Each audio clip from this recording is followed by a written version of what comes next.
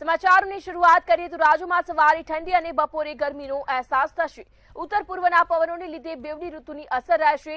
નલિયામાં ગત રાત્રે લઘુત્તમ તાપમાન 11.8 ડિગ્રી નોંધાયું, જ્યારે અમદાવાદ ગાંધીનગરમાં લઘુત્તમ તાપમાન 17 થી 18 ડિગ્રી રહેશે। મહત્તમ તાપમાન 30 થી 32 ડિગ્રીની આસપાસ રહેશે। રાજ્યમાં હાલ વાતાવરણમાં ફેરફાર થવાની શક્યતા નહીવત છે।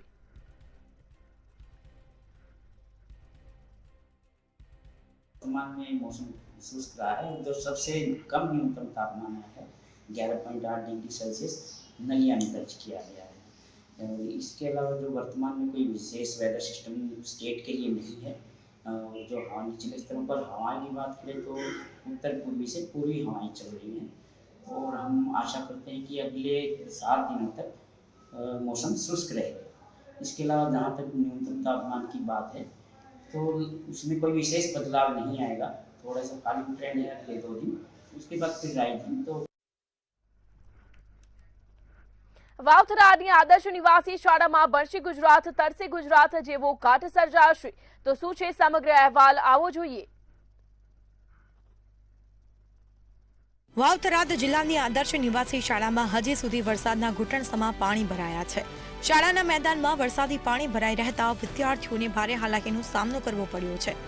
એક બાજુ સરકાર દ્વારા ભણશે ગુજરાત, રમશે ગુજરાતના સૂત્રો પોકારવામાં આવે છે, પરંતુ અહીંયા મેદાન જ પાણીથી ભરાયેલું છે, જે સરકારના દાવાઓને પોકળ સાબિત કરી રહ્યા છે। પાણીમાં મચ્છરનો ઉપદ્રવ વધતા રોગચાળો પણ વધવા લાગ્યો છે। અમારી આદર્શ નિવાસી શાળામાં 5 મહિનાથી લગભગ પાણી ભરેલું હોવાથી અમને રમતગમતમાં મુશ્કેલીઓ પડે છે। અહીંયા પાણીના કારણે રોગચાળો ફેલાય છે, જેના કારણે ઘણા બધા બાળકોને મુશ્કેલીઓ પડે છે।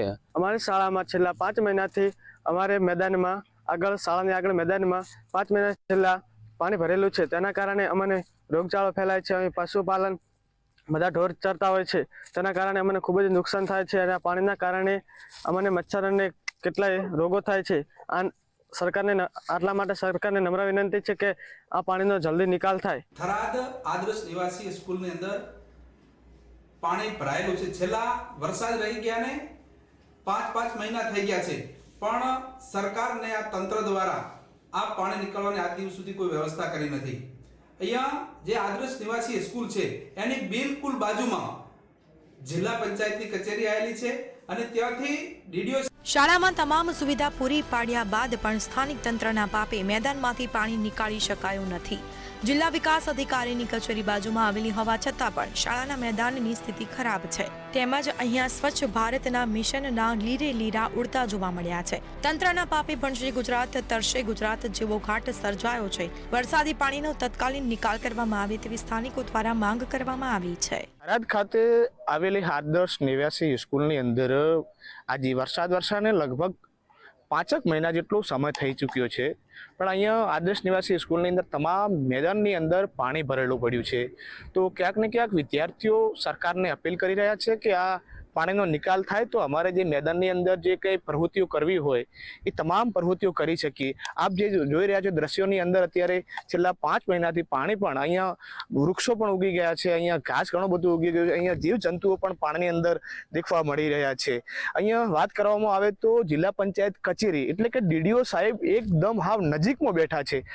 દિવસમાં અહીંયા 2 વાર પસાર થતા હશે, પણ એમની નજરમાં આદર્શ નિવાસી સ્કૂલ ના આવતી હોય તેવા દ્રશ્યો આજે દેખાઈ રહ્યા છે। તો વાત કરવામાં આવે તો ખરેખર આજે ભણશે ગુજરાત, તરશે ગુજરાતના દાવા સરકારના તમામ રીતે પોકળ સાબિત થઈ રહ્યા છે એવું આજે અહીંયા દેખાઈ રહ્યું છે। ભમરાજી વાઘેલા, મંતવ્ય ન્યૂઝ, બનાસકાંઠા। વ્યારાના ધારાસભ્ય મોહન કોકણી પર ફરી એકવાર ધર્માંતરને પ્રોત્સાહન આપવાના ગંભીર આરોપો લાગ્યા છે। વિશ્વ હિન્દુ પરિષદના નેતા ધર્મેન્દ્ર ભવાનીએ સ્થાનિક વહીવટીતંત્ર અને ધારાસભ્ય પર આકરા પ્રહારો કરતા ગીધમાળી ડુંગર પરના દબાણનો મુદ્દો ઉઠાવ્યો છે। વીએચપીએ ચીમકી આપી છે કે જો સરકારી આદેશો છતાં દબાણ દૂર નહીં કરાય તો આગામી સમયમાં જલદ આંદોલન કરવામાં આવશે।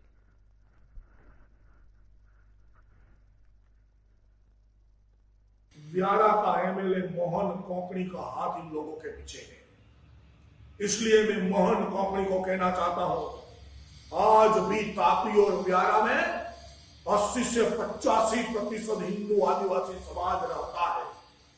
इसलिए हमारे हिंदू आदिवासी समाज, प्रकृति पूजक के राम कृष्ण दुर्गा भवानी शिव को मानने वाला समाज है। इसलिए हमारी समाज, हिंदू आदिवासी समाज की श्रद्धा के साथ आहट मत करो। मोहन कोंकणी, आप साथ में रहो। વાવ-થરાદ જિલ્લાના સેસણ પાસે બે યુવકો પર હુમલો થયો હોવાની આ ઘટના સામે આવી છે. અંગત દાવત રાખી 5 થી 6 વ્યક્તિઓએ બે યુવક પર જીવલાણ હુમલો કર્યો હતો. હુમલાની ઘટનામાં એક ઇસમને ગંભીર ઈજા પહોંચતા સારવાર અર્થે હોસ્પિટલ ખસેડવામાં આવ્યો હતો. આ બનાવની જાણ થતાં પોલીસે ઘટના સ્થળ પર પહોંચી વધુ તપાસ હાથ ધરી હતી.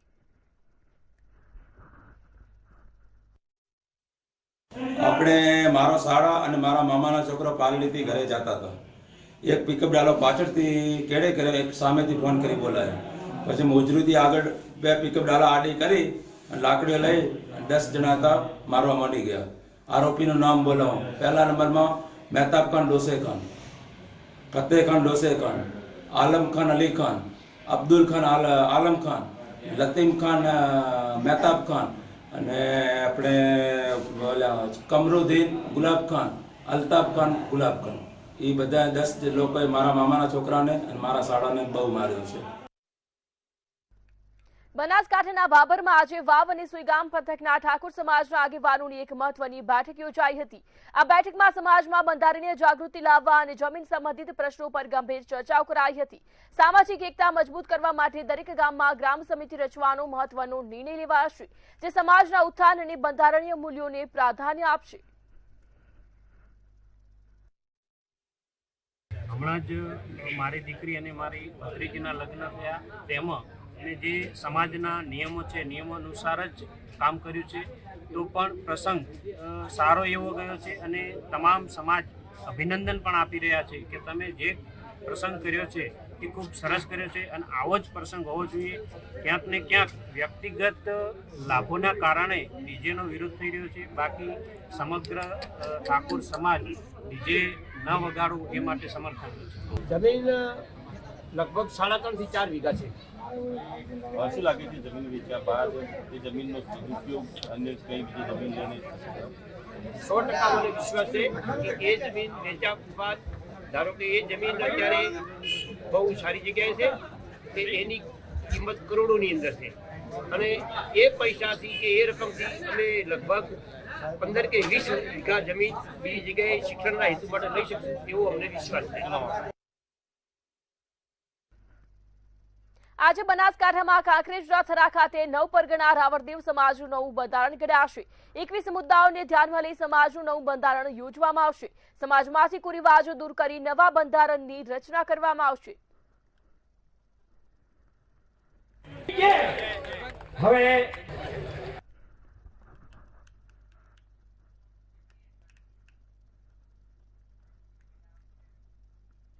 અંબાજી ગબ્બર ખાતે દબાણ હટાવાયું હતું, જ્યાં ગબ્બર પ્લાઝાની અંગે સમગ્ર કામગીરી કરવામાં આવી હતી. તંત્ર તેમજ પોલીસના બંદોબસ્તની મદદથી દબાણ હટાવવામાં આવ્યા હતા. 5 જેટલી દુકાનો જેસીબીની મદદથી દૂર કરવામાં આવી હતી. તેમજ ગતરોજ મુખ્યમંત્રી દ્વારા કરોડોના કામોનું ખાતમુહૂર્ત કરાયું હતું.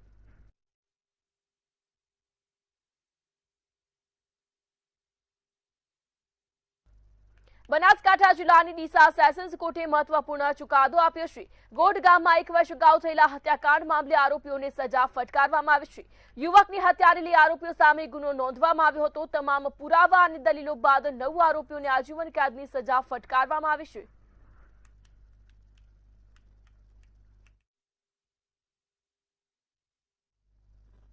બનાસકાંઠાના ઉગરના બલગામમાં વરઘોડામાં ફાયરિંગ કરીને કાયદા અને બંધારણને નેવે મૂક્યા હતા.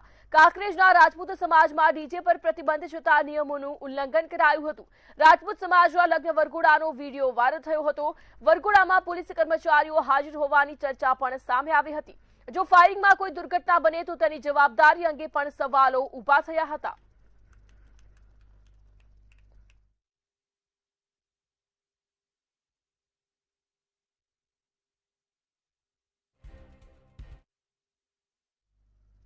અમદાવાદની સેવન્થ ડે સ્કૂલની મુશ્કેલીઓમાં હવે વધારો થઈ રહ્યો છે, ત્યારે જમીન વિવાદ મામલે એમસીના ડેપ્યુટી મ્યુનિસિપલ કમિશનર દ્વારા શાળાને અંતિમ નોટિસ આપવામાં આવી છે.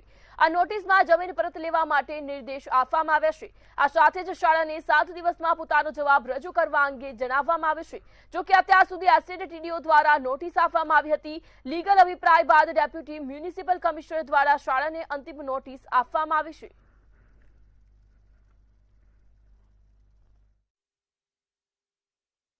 એક 7 ડે જે બનાવ બન્યો હતો એમાં ડેપ્યુટી ડીડીઓ કક્ષાના અધિકારી દ્વારા કાયદાકીય કાર્યવાહી કરવામાં આવી હતી.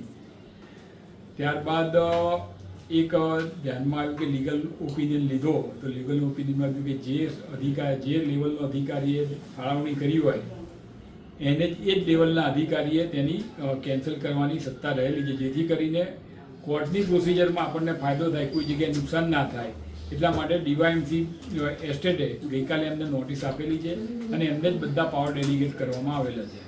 આ પ્રોસેસ જે કરવામાં આવેલી છે, કેટલા સમયમાં આ પ્રોસેસ પૂરી થાય અને કેટલા સમયમાં આ અધિકારી જે છે એ પાછી ખેંચી શકે છે? એ અત્યારે 7 દિવસની એને નોટિસ આપી છે રજૂઆત કરવા માટેની. 7 દિવસમાં જે રજૂઆત કરશે ત્યારબાદ ડીવાયએમસી દ્વારા નિર્ણય કરવામાં આવશે. અમદાવાદના આનંદનગર વિસ્તારમાં આવેલી નિરાલી ફ્લેટની રીડેવલપમેન્ટ પ્રક્રિયા અટકી જતા લોકો રોષે ભરાશે.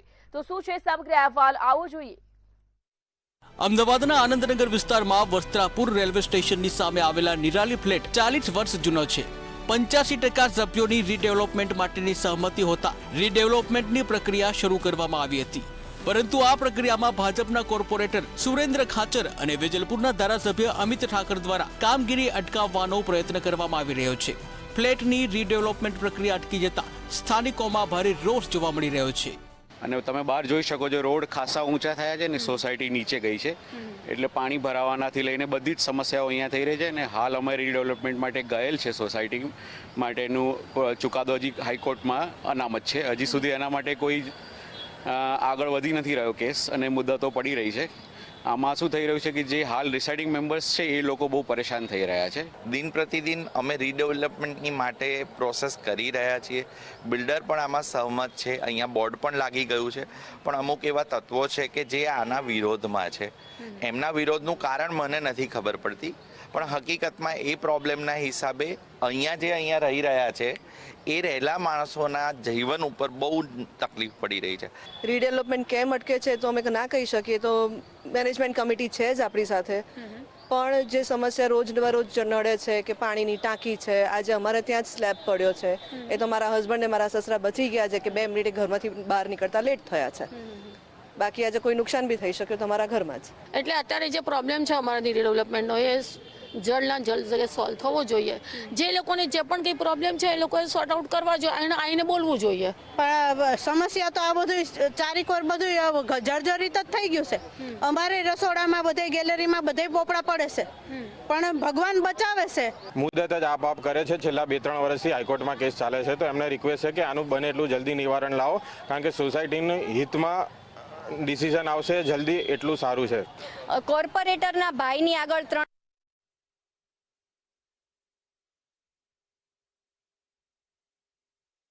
છે આ નોટિસ મળેલી છે, તમે જોઈ શકો છો. નોટિસમાં દુકાન તોડવા માટેની કરેલી છે કે દુકાન તોડજો, બાકી અમે આવીને તોડી નાખશું, બરાબર.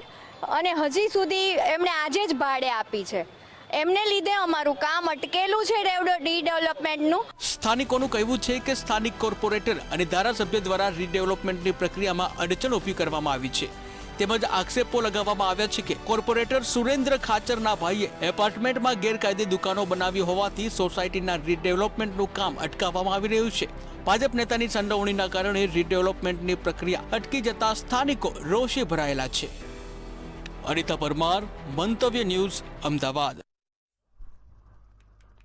સિદ્ધપુર મતદાર વિભાગમાં મતદાર યાદી શુદ્ધિકરણ કાર્યક્રમ અંતર્ગત એક જ પરિવારના 4 સભ્યોના નામ સિદ્ધપુર અને મુંબઈ આમ બંને જગ્યાએ ચાલતા હોવાનું સામે આવ્યું છે. આ મામલે તપાસ બાદ ખોટી માહિતી આપવા બદલ લોકપ્રતિનિધિત્વ અધિનિયમ હેઠળ કાયદેસરની કાર્યવાહી કરવા મામલતદારને અને મદદનીશ મતદાર નોંધણી અધિકારી દ્વારા આદેશ કરાયા છે.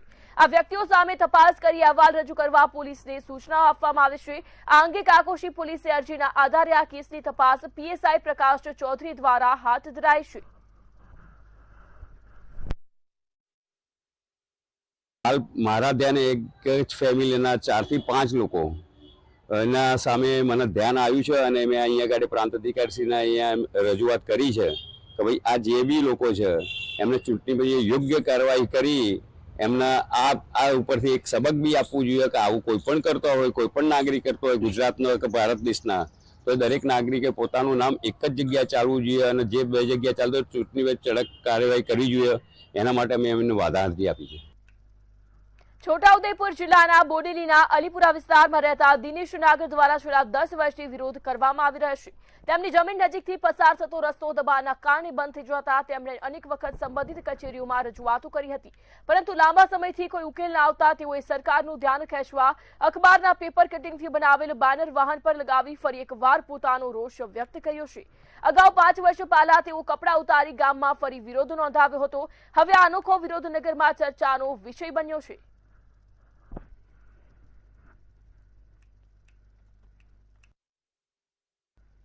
અમદાવાદમાં જિલ્લા ઉચ્ચતર માધ્યમિક શિક્ષક સંઘ, જિલ્લા શિક્ષણ અધિકારી કચેરી અને HBK હાઈસ્કૂલના સંયુક્ત ઉપક્રમે ન્યૂ એજ્યુકેશન પોલિસી 2020 વિષય ઉપર શૈક્ષણિક સેમિનારનું આયોજન કરાયું હતું, જેનો મુખ્ય હેતુ ન્યૂ એજ્યુકેશન પોલિસી પર ચર્ચા કરવાનો હતો, જેમાં 400થી વધુ શિક્ષકોએ ભાગ લીધો હતો.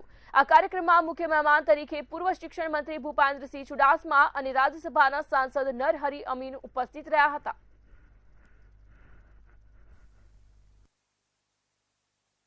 આ પોલિસીના અમલીકરણ પછી એક સારો નાગરિક આ દેશને મળે, સમાજને મળે, એ પ્રકારની સર્વાંગીણ વિકાસ થાય અને એનો લાભ સમાજને, દેશને મળે, એ પ્રકારનું આયોજન નવી એજ્યુકેશન પોલિસીમાં કરવામાં આવ્યું છે. ત્યારે હું આ ત્રણેય સંસ્થાઓને ખૂબ ખૂબ અભિનંદન આપું છું કે આ વિષયને ચર્ચામાં, પરિસંવાદમાં લઈને શિક્ષકો સુધી પહોંચે, વાલીઓ સુધી પહોંચે, વિદ્યાર્થીઓ સુધી પહોંચે. આજે અમદાવાદ ગ્રામ્ય જિલ્લા શિક્ષણાધિકારી કચેરી અને ઉચ્ચતર માધ્યમિક શિક્ષક સંઘના સંયુક્ત ઉપક્રમે આપના જિલ્લાના ધોરણ 11-12 ખાસ કરીને ઉચ્ચતર માધ્યમિક શાળાના શિક્ષકોનો એક દિવસીય સેમિનાર રાખ્યો છે અને શિક્ષકોને આ શિક્ષણ નીતિનો જે છે એ આપણે સમજ આપી શકાય માટેનો આ સેમિનાર રાખ્યો છે. ખાસ કરીને વિદ્યાર્થીઓને સંકલ્પનાયુક્ત શિક્ષણ જે અપાય અને ન્યૂ ટેકનોલોજી સાથે આપણે તાલમેલ આપી શકીએ અને વિદ્યાર્થી અત્યારે 11-12નો વિદ્યાર્થી જે છે એને કારકિર્દી માટે જે પસંદ કરવાની છે એમાં આ શિક્ષકો મદદરૂપ થઈ શકે એવા ભાવથી આપણે ન્યૂ એજ્યુકેશન પોલિસી વિશેનો સેમિનાર રાખ્યો છે.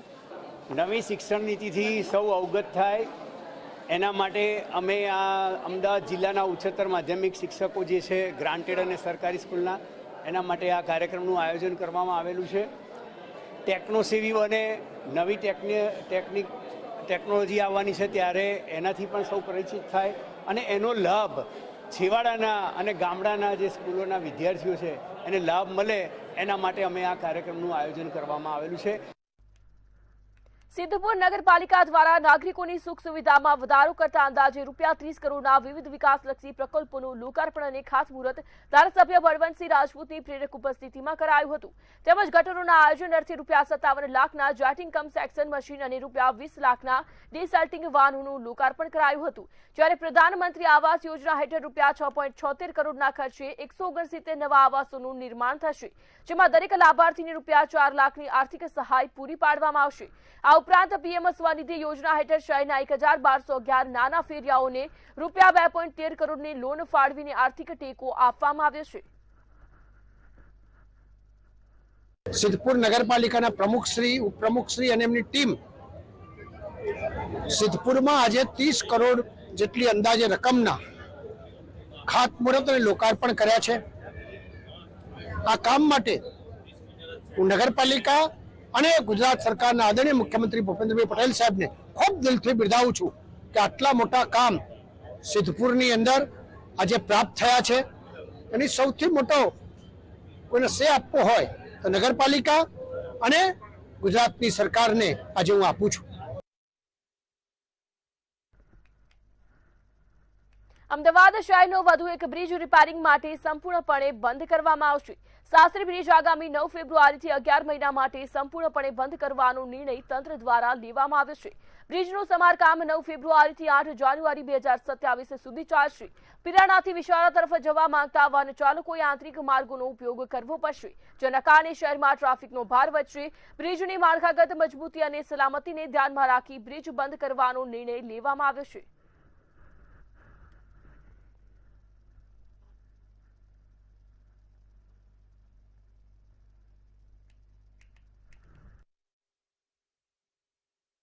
અમદાવાદના વધુ એક બ્રિજ રિપેરિંગ થવા જઈ રહ્યું છે. અમદાવાદનો શાસ્ત્રી બ્રિજ જે છે તેનું રિપેરિંગ કામકાજ જે છે તે આવતીકાલથી શરૂ કરવામાં આવશે. ત્યારે આ બ્રિજ જે છે તેની સંપૂર્ણ અવર જવર જે છે તે લોકો માટે હવે બંધ.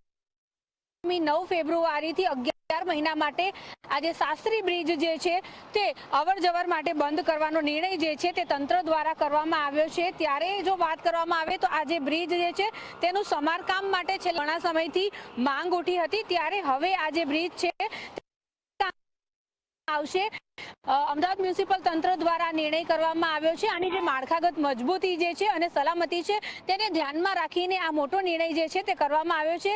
ત્યારે આ જે બ્રિજ જે છે તે છેલ્લા ઘણા સમયથી જર્જરિત જેવો કહી શકાય અને આનું સમારકામ કરવું ખૂબ જ જરૂરી હતું, જેના કારણે થઈને આ નિર્ણય જે છે તે કરવામાં આવ્યો છે. ત્યારે ખાસ જો વાત કરવામાં આવે તો આ બ્રિજ ઉપર દરરોજના હજારો વાહન ચાલકો અહીંયાથી પસાર થતા હોય છે. ખાસ તો પીરાણા તરફ અને વિશાલા તરફ જતા જે વાહન ચાલકો જે છે તેઓને હવે થોડી ઘણી મુશ્કેલી પડશે, કારણ કે તેઓએ આંતરિક માર્ગોનો ફરજિયાતપણે ઉપયોગ કરવો પડશે. સાથે જો વાત કરવામાં આવે તો શહેરના મધ્ય વિસ્તારમાંથી ટ્રાફિક વધવાની શક્યતાઓ પણ થશે, કારણ કે જે વિશાલાનો જે ટ્રાફિક છે, પીરાણાનો જે ટ્રાફિક છે તે શહેરના જ્યારે આંતરિક માર્ગોનો ઉપયોગ કરશે ત્યારે શહેરમાં ટ્રાફિક વધે તેવી પણ શક્યતાઓ છે. પરંતુ જો વાત કરવામાં આવે તો હવે આવતીકાલથી આ જે બ્રિજ જે છે તેની સંપૂર્ણ અવર જવર જે છે તે બંધ કરવાનો તંત્ર દ્વારા નિર્ણય કરવામાં આવ્યો છે અને થોડાક સમય માટે આ બ્રિજ બંધ રહેશે અને આ બ્રિજ જે છે તેનું સમારકામ જે છે તે આવતીકાલથી શરૂ થઈ જશે. કેમેરા પર્સન રશ્મિ સાથે અનિતા પરમાર, મંતવ્ય ન્યૂઝ, અમદાવાદ. અમદાવાદ સિવિલ હોસ્પિટલના યુરોલોજી વિભાગમાં 55 લાખના ખર્ચે અત્યાધુનિક યુરોડાયનેમિક સ્ટડી સેવાનો પ્રારંભ કરવામાં આવશે. યુરોડાયનેમિક સ્ટડી દ્વારા મૂત્રાશય અને મૂત્રનળી કેવી રીતે કાર્ય કરે છે તેની ચોક્કસ તપાસ શક્ય બનશે. આ તપાસથી પેશાબની સમસ્યા ધરાવતા દર્દીને ચોક્કસ નિદાન મળે છે, જેના આધારે દર્દીઓને અનાવશ્યક દવાઓ કે સર્જરીના જોખમમાંથી બચાવી શકાય છે. સિવિલ હોસ્પિટલમાં આ સુવિધા શરૂ થતાં સામાન્ય દર્દીઓને આર્થિક બોજમાંથી મુક્તિ મળશે. સિવિલ હોસ્પિટલ ખાતે શરૂ કરવામાં આવેલી આ તપાસ દર્દીઓ માટે સંપૂર્ણપણે મફતમાં કરવામાં આવશે.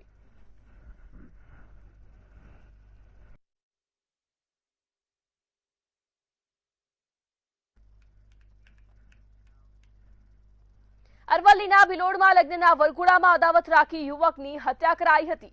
હરિપુરા ગામમાં વરઘોડામાં ગયેલા 2 યુવક ઉપર સમાધાન બાદ પણ રાખી હુમલો કરવામાં આવ્યો હતો. 8 લોકોની ટોળકી દ્વારા પથ્થરમારો કરાતા એકનું મોત નીપજ્યું હતું. અન્ય યુવકને ગંભીર ઇજા પહોંચતા સારવાર માટે ખસેડવામાં આવ્યો હતો. 8 લોકોની ટોળકી સામે પોલીસ સ્ટેશનમાં ગુનો નોંધાયો હતો. મારો ભત્રીજો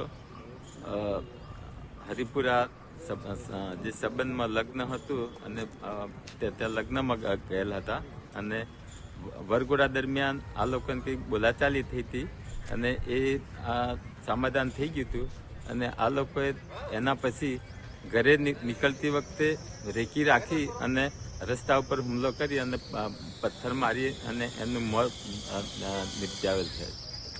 તમારે શું માંગ છે? માંગ શું છે તમારી?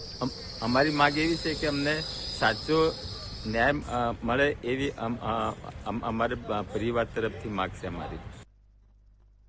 અમદાવાદ ગ્રામમાં ખાણ ખનીજની ટીમે સપાટો બોલાવવામાં આવ્યો હતો, જ્યારે ધોળકાના ભૂમલી ગામે સીમ વિસ્તારમાં ખાણ ખનીજો દ્વારા દરોડા પાડવામાં આવ્યા હતા.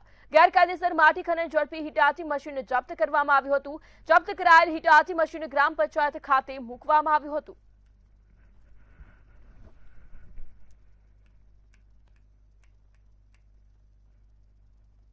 રાષ્ટ્રીય એકતા અને દરિયાકાંઠાની સુરક્ષાના સંદેશો સાથે નીકળેલી વંદે માતરમ કોસ્ટલ સાયક્લોથોન 2026નું ભરૂચના અણખી ખાતે ભવ્ય સ્વાગત કરાયું હતું.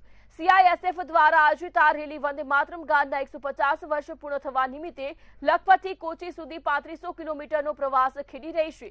65 સાયક્લોનિસ્ટના આ કાફલાએ સુરક્ષિત કિનારા અને સમૃદ્ધ ભારતના સંકલ્પ સાથે જનજાગૃતિ ફેલાવી નવો ઉત્સાહ જગાવ્યો છે.